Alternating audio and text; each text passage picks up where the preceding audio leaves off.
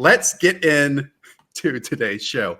Today's program, I actually sat at this very desk for about 45 minutes to an hour last night trying to come up with something that we have not talked about in the last 2 or 3 months, about 30 episodes during that time. And I came up with this, and thank you all for agreeing to it.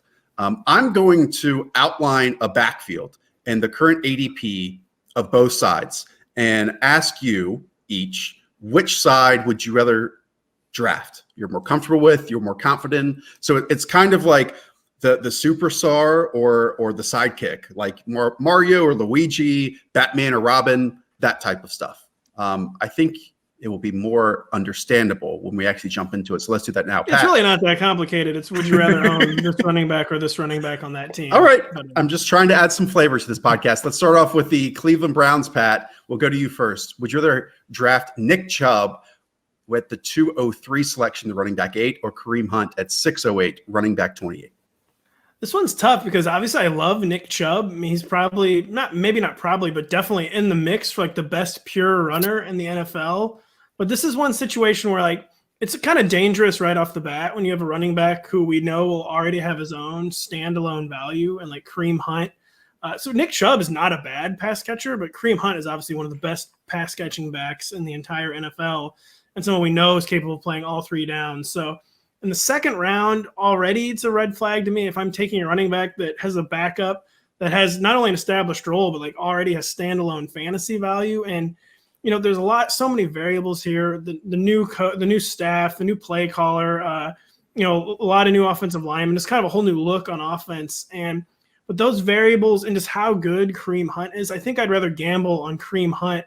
It's kind of like an RB4 for my team, someone who already has standalone value, and then someone that would be a clear-cut RB1, where Nick Chubb to go down with injury. So it's not like I hate Nick Chubb in the second round or like disapprove of Nick Chubb in the second round, but to have a backup that good gives me pause. And, you know, I like a lot of the receivers around that spot too. So I would just avoid Nick Chubb and add Kareem Hunt to my Kareem Hunt is really kind of the perfect reserve backup for fantasy football because he has standalone value.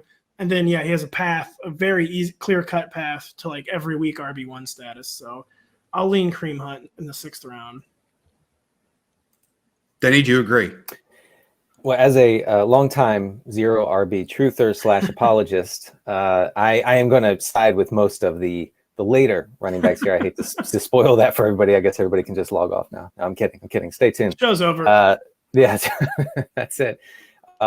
So, yeah, the concern is real, I think, for what Chubb's workload will look like, especially when game script kind of goes bad for Cleveland this year. When Kareem Hunt was in last year for 8 games, Chubb's average receptions per game dropped from over 3 to 1.2 per game. That doesn't sound like a whole lot, but it is, it is significant. Meanwhile, Hunt averaged 5.5 targets in those games.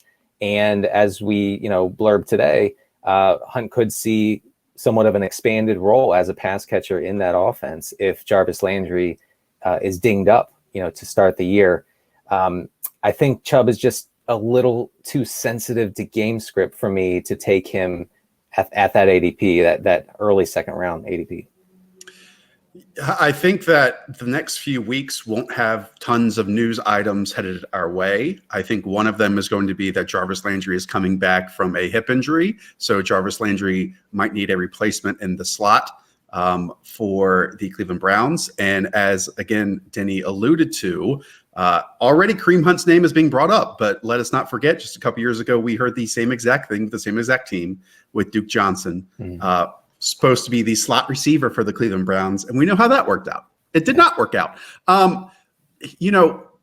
So much on this podcast over the last few months, we've talked about the optimal way to start drafts this year, unless you're CD Carter, is to start off with 2 running backs, right? I feel like obviously Nick Chubb is involved in that, but do I like him as much of a start as maybe a Miles Sanders and a Joe Mixon? Mm-hmm. Probably not. I think he comes with a little more questions volume-wise and backfield-wise. And, Pat, I think this also goes back to the scenario of how much of Kevin Stefanski in Minnesota is he going to carry over to Cleveland? Because if it's a lot, then That's certainly a team that likes to run more 2 tight end sets than 3 wide receiver sets. Well, not more, but you get the picture where they're among the leaders in 12 personnel, but also that they basically just use one running back when Dalvin Cook was healthy. If there's just going to be one running back in this offense, then it's Nick Chubb. Mm-hmm. He also learned the lesson, though, too. I mean, if you only use one running back, they might be like out of gas by the end of the season, which happened with Dalvin Cook. By the way, I don't approve of starting with 2 running backs. I'm going 1-1 this year, or 2 receivers, maybe even more frequently than one running back, 1 receiver.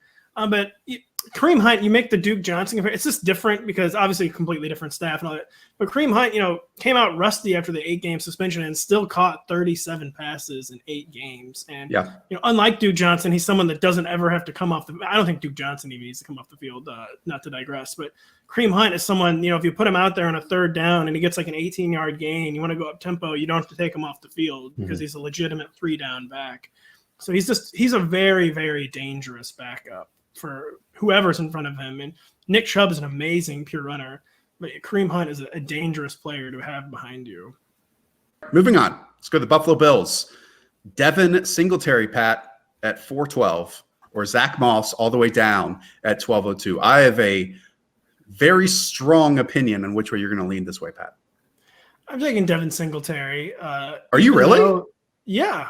Yeah. Wow. I'm stunned. I mean, I don't mean to interrupt your answer here, but if we are against drafting, and I know you're not necessarily against drafting Clyde Edwards-Helaire at the end of the 3rd round, I definitely don't want Devin Singletary at the end of the 4th round. There's a big difference. You're talking about like a 16 to 20 spot gap in ADP. And I have more faith in Devin Singletary's early season workload than I do CEH's. I mean, by the end of the year last year, he was a 15 to 20 touch player. And then his competition, is another rookie, but with a much worse draft pedigree than CEH, and someone thinking a far more uncertain role. Someone they're saying, they want in like the Frank Gore role, but the Frank Gore role kind of like disappeared at the end of the last season. And I do feel a lot of risk with Devin Singletary because it was someone that the Bills never seemed truly sold on as an every down back last year.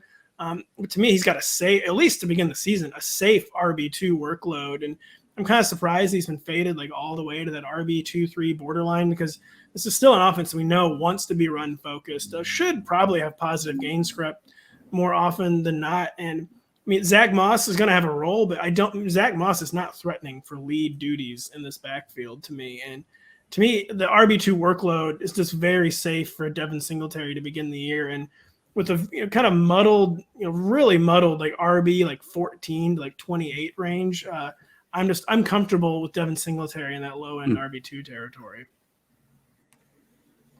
Denny?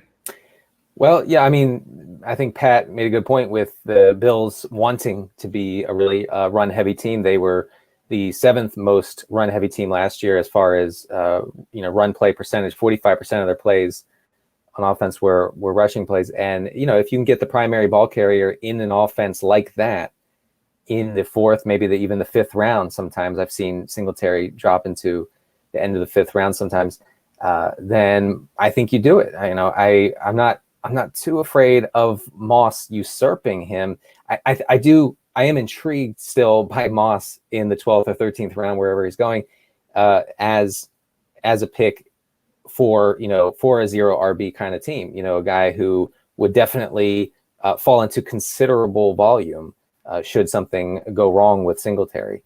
So I'm not saying that I'm not interested in Moss at all, but given the choice, I think Singletary is safe enough, I'll say. Do you consider Singletary, could he be like your RB1 on a 0 RB squad, or is that not real deal RB, 0 RB enough? It probably would he'd probably have to be, if you start with 2 wide receivers and a tight end, or 3 receivers. He's falling like the 5th round, a lot of drafts, not just 412 or whatever. Like he's falling deep into the 5th round. Yeah, I've seen him even go later than that. I didn't want to, exaggerate the point too much, but and be anecdotal about it. But yeah, I've seen him go past the 5th. So in that case, I think he's a great target. Depending on how you're constructing your roster. This is good because we're just building teams totally different. Yeah. For me, I don't want to draft any running back in the 4th or 5th round. right now. You're not going to have to, but because you're right, you're spending your first couple picks on running back, right? Exactly. I would much rather in the Josh area that is he's all going. RB, so I mean, Right. yeah, he's not really Yeah. facing this conundrum. All 14 round running backs. No, It's I mean, high T. I would much rather have, AJ Brown. I'd much rather have Robert Woods, DK Metcalf. I mean, I can keep going on, Terry McLaurin in that area. And so if that's the answer that I can give, then I would much rather just have Zach Moss, even if Zach Moss isn't on my roster in week 3, because a 12th round pick is a 12th round pick. Who cares? I mean, you're going to cut most of those late round picks anyways by week 5. So I'm basically selecting just a wide receiver over Devin Singletary. And if that's the case, then I'm choosing Zach Moss in this scenario here. The teams Who where I I actually, have, who I actually think is going to have Devin some fun Singletary. work. Sorry, Josh. The teams where I have Devin Singletary is where I've missed out on like the top 4 or 5 running backs. Then I go really receiver heavy, like 4th or 5th round. Like I'm in like the David Johnson, David Montgomery, Devin Singletary zone. Just someone that I think I'm comfortable. That I think is like an undervalued RB2, and that's kind of where I'm ending up with Devin Singletary. So sometimes I am ending up with him as my RB1, which not the greatest, but it's volatile. That's how we do it. Yes. Let's turn it back to Denny Carter here. Go to the Ravens backfield, a backfield we've talked a lot about this offseason. Mark Ingram is going at 507 as the running back 23. J.K. Dobbins 807 as the running back 33. Which side are you leaning here, Denny? I'm leaning Dobbins because I think the ADP gap is wide enough for me to feel more comfortable with Dobbins. So if you just gave Dobbins the Gus Edwards role from last year, that's 140 touches in that run heavy backfield. And if you figure the Ravens want Dobbins to be a bigger part of their rushing attack than Gus Edwards last year, then he'll probably eat into Ingram's 200. I think it had 202 carries last year. So I don't know if Dobbins will blow away his ADP this year, just because Ingram is still a thing. He still will be there doing what he does, and but I think that he has a better chance of exceeding his ADP, by a significant margin than Ingram does in the 5th round as a 5th round target. Of course, I said the same thing last year about Ingram, probably around the same spot. Was he going around 4th or 5th round last year? He was earlier, more like 2nd or 3rd last year. 2nd or 3rd thing. Wow, and I misremember. But Josh, right? It was not 2nd. It was like around the same area. He was going right around where Chris Carson was going, which is about 4th or 5th. Yeah. Yeah. So I just feel way more comfortable taking Dobbins in the 8th or 9th rather than Ingram in the 5th. Yeah. Yeah, I mean, you make a great point because, like, in a vacuum for my week 1 roster, I would definitely rather have Mark Ingram. Like, I think he's going to be significantly outtouched J.K. Dobbins, to be honest, to begin the season. But you made the point, like, you're drafting Mark Ingram basically at, like, his maximum value. And just it's not a pick I really want to make. I'd rather gamble on J.K. Dobbins in the 8th or 9th round, taking on a bigger role as the season goes on, a more versatile role than Mark Ingram's going to have. But Mark Ingram, though, it is tricky because there's a chance he never loses his role. I mean, he did exactly what they signed him to do last year. Was just a great 2-down back, was put in a good situation and averaged over 5 yards per carry, cashed in a lot of goal line carry. Like he straight up did his job, and he didn't give them any reason really to kind of fade him on early downs. And I just wouldn't be surprised if he kept that role, just a much tighter grip on that role than people are expecting.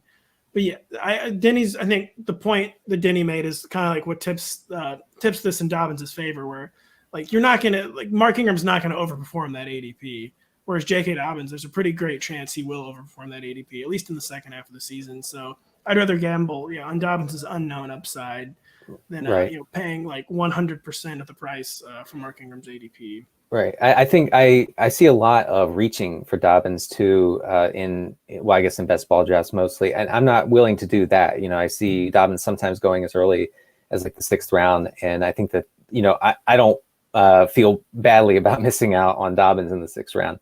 But if he's around his ADP, I am definitely interested for sure. Let's talk about another rookie running back, Jonathan Taylor at 5'10" in the Colts backfield, the running back 25 overall. Or Marlon Mack at 8'12", running back 36. Frank Reich has hyped up basically every single member of the Colts roster this offseason. In fact, I blurbed today a blurb on Trey Burton, who he's hyping up right now. But in this backfield, Pat, he's talked about even Nyheim Hines getting work, so that's 3 mouths to feed. It's because of that a little shocking that Jonathan Taylor is going about 3 full rounds ahead of Marlon Mack. I mean, I can see why people are surprised by that, but to me, I don't really understand why anyone is looking for reasons to draft Marlon Mack, because Jonathan Taylor is like the souped up version of Marlon. He's like the sport car version of Marlon Mack, and Marlon Mack put in an amazing situation the past few years behind it. It's a great run blocking offensive line and was just a league replacement player. And the Colts clearly saw the same thing because they used a 2nd round pick on someone who profiles as the better version of Marlon Mack. And even in the COVID erased offseason, this is a situation where I do think the team will force the issue with the rookie back. I do think the Colts, are looking to rebound from a very disappointing year, going to want to hit the ground running, will force the issue with Jonathan Taylor, who is just the more explosive version of Marlon Mack. And Marlon Mack, he's not quite to Tevin Coleman levels of disappointment, but he's had so many chances and just never quite gotten there with them. And it's clearly not just in a fantasy player's head, because the Colts thought the same thing with the draft capital they invested in Jonathan Taylor. So Marlon Mack is basically someone I'm just not drafting. I'm not drafting in the 8th or 9th or 10th round a 2-down running back who will catch almost quite literally 0 passes. And if Jonathan Taylor gets hurt, then he'll have value. But I just feel like Marlon Mack was going to feel like a wasted roster spot to me in September and October. So I am actually much more comfortable with Jonathan Taylor than Marlon Mack. Denny, do you agree? Yeah, I'm on the same page. I do. I don't hate Jonathan Taylor Thomas's ADP right now. I can't not call him that. I'm sorry. I'm legally obliged. The Colts were, kind of terrible through large parts of last season, and they still had the league's 5th highest rushing percentage, which tells you, I don't have to tell you guys, they want to run the ball behind that excellent offensive line. They want to, the offensive linemen are literally walking around with hats to say, what does it say?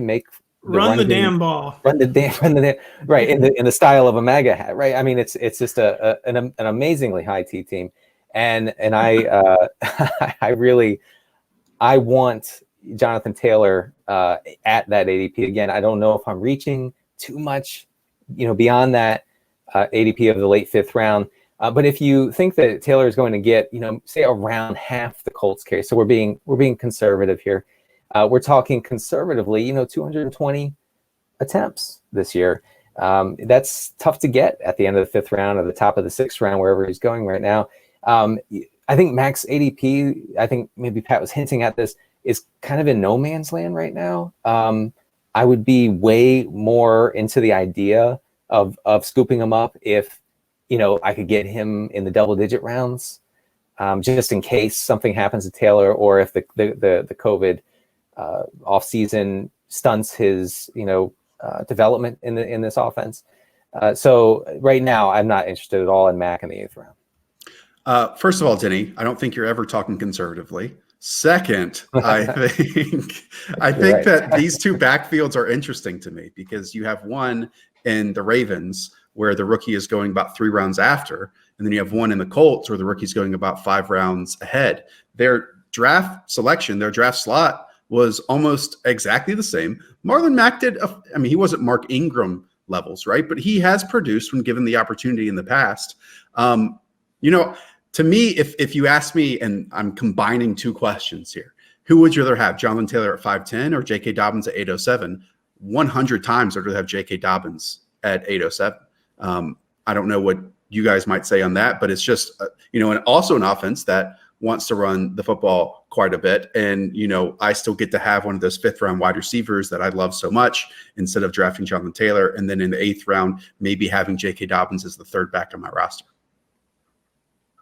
I would rather have so between Jonathan Taylor or J.K. Dobbins. Yes, I would much rather have Jonathan Taylor because he has a job already.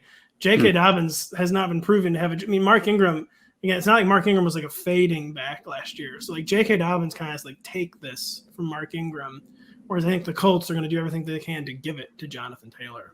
Yeah, I agree with that. And also, if you're talking about week 1 viability, what Pat said rings true, I think, is does Dobbins have? I mean, can you plug him into a lineup in week 1? You know, I don't. I mean, it's a long way. We're a long way from week 1. Obviously, a lot can happen. But I would be much more inclined to think that Taylor would be a plugged-in week 1 guy. Some might say 2 lifetimes away from week 1. Yeah. Who knows? Okay, let's go on to the San Francisco 49ers backfield, one that has had news throughout this offseason, including Raheem Mostert asking for a trade and then getting some insinuative contract, and now he's happy once again. He had a little dip in ADP, but I think we are going to Denny here first for this one. Raheem Mostert at 606, the running back 26 Denny, or Tevin Coleman over 3 rounds later at 909, running back 41. So I meant to check with you guys before the show, but is Jerick McKinnon in the 15th round a viable choice here? You know what? Guests often, and actually now employees, often come on here and make their own answers and questions, Denny. So you're more than allowed to do that if you want to. Then I will. Well, no, I mean, I'm going to stick with the with this question, but I am still very interested in McKinnon if he is indeed going to play this year for the first time in I think 11 seasons. So I'm always going to take the cheaper running back in this Niners backfield to the uncertainty surrounding their weekly roles. Mostert not being involved in the passing game really at all is a huge knock against him. Not that the Niners are going to be bad this year, and they saw a ton of positive game script last year. That's part of why he was successful. But I'm very hesitant on a guy going at that ADP who just has no involvement in the pass game. I have seen him drop Mostert to the 8th or 9th round. That interests me way more than his ADP here. I feel a lot less, nauseous about taking him there. But for now, sticking with go with the cheaper Niner running back, I'm going with Coleman here. I wanted Tevin Coleman to be good for so long, and he just has never. Is Tevin Coleman good? I just don't think he is, and this is a situation I'm just largely avoiding too. But to me, Mostert's basically being drafted as like a high-end RB3. That's not like an egregious ADP to me. And the 49ers didn't have to do anything to get Raheem Mostert to report, and they still did sweeten his contract. I mean, it was mostly symbolic concessions, but I mean, they did give him a little true, like real extra money. So, and they didn't have to do that, and they did. I do think he is like the real lead back here. And just Tevin Coleman, I mean, how many times is this guy going to be set up, in like a golden situation and just not cash it in? And it happened again last year. And I think the 49ers trading Matt Breida, I think they clearly have confidence that Raheem Mostert can lead a rushing attack. And again, 0 passes, as Denny said, like that is worrisome. And this situation prime for shenanigans because we have the total Jerick McKinnon wild card. But Tevin Coleman to me is just I don't see any reason to ever draft Tevin Coleman. So I'm drafting Raheem Mostert if I have to choose between one or the other. Well, 0 is a little bit of a stretch. I mean, he did at least have 22 targets in the time he played last season. He used to make big plays as a pass. Or are we talking about Raheem Mostert or Tevin Coleman? Yeah, Raheem Mostert. Yeah, okay. I was going to say Tevin Coleman used to occasionally make big plays as a receiver, but Tevin Coleman's now. Raheem Mostert, we've talked a lot about him, so I won't go into it too much, but he's in this area of the draft, which to me is fascinating because he's going around Kareem Hunt and he's going around 2 rookies who might have immediately a starting job in DeAndre Swift and Cam Akers. Yet if I were to look at all 3 of those, and 4, including Mostert, and say, okay, this guy is the one that's receiving 50, 60% of the backfield work. Which one do I expect to have the most production from? It's that San Francisco 49ers backfield. I mean, there is a chance that offensive line is even better than it was last season because it could be healthier this year. And we have seen Raheem Mostert. 1, Pat, going to your point, I think he's a better player than Tevin Coleman is right now, and I don't think that that's arguable at the moment. And 2, he's averaged, I know yards per carry isn't the best stat, but when you put out 6 yards a carry for your career, yeah, I think we should care a little bit about that. But I'm also of the opinion that do I really want to spend a mid-6th round pick on a running back with all the great wide receivers going in that area as well? So. And like yards per carry is a deeply flawed stat, but you can compare their yards per carry and the 49ers' offense. They were set up for success in the same offense last year. And Raheem Mostert was just a vastly more productive player. Denny, doesn't it kind of line up here where like some random name is going to have at least 3 or 4 relevant games for the 49ers backfield this season? Oh yeah, I mean anybody could be plugged into that offense and be extremely fantasy viable. It doesn't really matter who it is. CJ Anderson could come back off the street and get 35 carries in that offense. But no, I mean, I just the uncertainty does freak me out, and especially in best ball, I'm just not taking the more expensive. Look, I have a list of running backs that I might have hyped up at some point who have never gotten a real opportunity. We can put Zack Stacy in there if you want the 49ers backfield. We could put David Cobb in that backfield. Remember that name? Dennis Johnson. Why not Dennis Johnson? Go all the way back. I'm sure Dennis Johnson's not up to much right Bishop now. Sankey, just anyone who played for the Titans basically before Derrick Henry. Bishop Sankey, yes. There we go. We can keep going down this list if we want to. All right, let's do the Tampa Bay Buccaneers backfield. That is Ronald Jones at 801, running back 32, or Keyshawn Vaughn at 905, running back 39. Patrick Daugherty, which one are you selecting? This one has kind of turned into a no-brainer. I started the offseason with a lot of Keyshawn Vaughn optimism, despite not loving his athletic profile, but basically everything has gone against him since then with, the no practices. The Bucs media keeps reporting it's going to be Ronald Jones. The Bucs coaching staff is pumping up Ronald Jones again. Now Keyshawn Vaughn literally has coronavirus, so he's going to be set back even more at the beginning of training camp. And this is not a bad ADP for Ronald Jones. Ronald Jones, the key for him will be, can he pass protect? Tom Brady's not going to tolerate whiffs in pass protection, and Keyshawn Vaughn is maybe a more fundamentally sound player. But let's talk about a rookie who's had everything kind of go against, conspiring against him having an early season role. And I just think Ronald Jones is going to get the opportunity and can end up making a lot of big plays in this offense. And that's just a very fair price for someone who, Ronald Jones has more upside than an 8th round ADP at this point. So I'm going Ronald Jones, and just things have just snowballed against Keyshawn Vaughn, and I just don't think he's going to be an early season factor. Yeah, Denny, even if you dislike Ronald Jones's talent, I think that you still have to select him over his running mate right now in Keyshawn Vaughn, unless you are the most confident person ever in Keyshawn Vaughn's evaluation coming out of school. I'm not. And I mean, is there any indication that Jones won't get, at least every chance to be the guy in the Tampa backfield? And if not the 3 down guy, then the early down guy, and that's good enough for where he's going, right? We don't need him to be in, every play involved in the passing game and the rushing game and everything in order for him to be valuable in the 8th or 9th round. If you just read through Rotoworld, beat writers, team officials, the cycles of the moon, they all say the same thing. It's that Jones is going to be they're going to give him the full opportunity to be that guy. I do worry a little bit about Tom Brady's wrath. You can't factor that in too much, I think. But if Tom Brady doesn't like the way someone's blocking, then I'm guessing that person will not be playing in Tampa. So I do think that Jones is a way better pick at 805, and we're going to see Vaughn drop here. His ADP will drop. How far, I'm not sure, but probably by at least a couple rounds. Yep. But honestly, I still don't know if I'm super into him, even in the 10th or 11th. Keyshawn Vaughn's one of those players that desperately needed preseason performances to showcase that he's a better runner, a better ball carrier, a better receiver, a better blocker than all of his counterparts. And if that's not the case, and I was basically speaking to myself, I do not love Ronald Jones' talent. There is no image or moment that I can think of when Ronald Jones has been in the NFL saying oh yeah, this guy's going to be really productive in the NFL. I don't care though. I don't care. I want pieces of this Tampa Bay offense.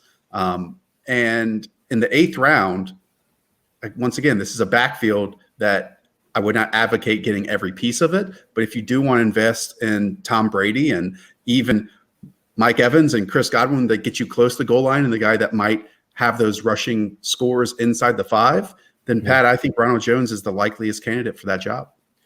Yeah, by far. It's just, and what even is Keyshawn Vaughn's like avenue to playing time right now? Because I mean, I think we've established Ronald Jones is getting the first crack on early downs, and then it's probably Dare Ogunbowale getting the first chance on third downs. And it's just like, where do these touches materialize for Keyshawn Vaughn right now? And it's someone who just the no off season and the no preseason just cost him dearly. Yeah. I actually think Keyshawn Vaughn has now skyrocketed to the top of my I hope he's not good list, because then I will be very wrong. And we both all three be very wrong in this episode. Fantasy analysts are never supposed to admit that they have those lists. I don't think that about Josh Allen every second of every day, that if this guy's good, my career is over. All right, let's close it out with another backfield that is incredibly cheap, the Miami Dolphins. Let's go first to you, Denny. Jordan Howard at 9-10. Talk about Big T, Jordan Howard. Or Matt Breida at 10-02 at running back 43. They are one running back spot separating them. Do you go with the guy that apparently coaches love at every single spot, and that is Jordan Howard, or someone who actually has legitimate upside in Matt Breida? Yeah, I mean, at this part of the draft, I want the upside. I want the ceiling, and I think that's Breida. You know, I know there's the injuries and everything, but still, I think the price is okay. You know, to go with Breida here. Howard has been such a product of positive game script over his career, and he's now in a Dolphins team with a Vegas over/under of 6.5 wins.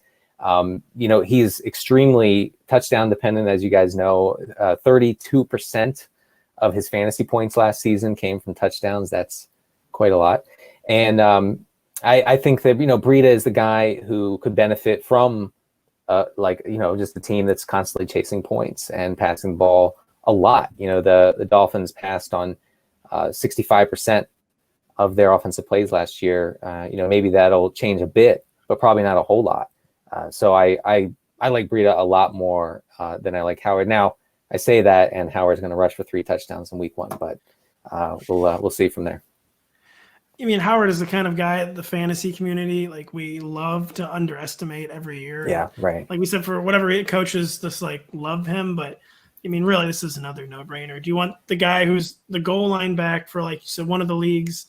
You know, there's a lot of talent on this offense, but an offense in transition, an offense that is at best probably going to be highly inconsistent. Do you want the goal line back for that offense? Or do you want someone to Matt Breida who does a little bit of everything and is just by far the more talented overall back? And with the ADPs that close, I mean, I'm just would so much rather bet on Matt Breida's theoretical upside than, you know, with Jordan Howard. I mean, there's no upside there. You know exactly what you're going to get. And just in this offense, it's just not that worth investing in, even in the 9th round, in my opinion. So, yeah, I'm betting on Matt Breida in this situation. Gentlemen, we did it. We split 8 split backfields. These decisions that you made are binding. They will last throughout the season, so just keep that in mind. I'm glad that you guys had to make these choices, and I did not really. I very much appreciate it. Thank you, Denny, for being here. This was fun. Yeah.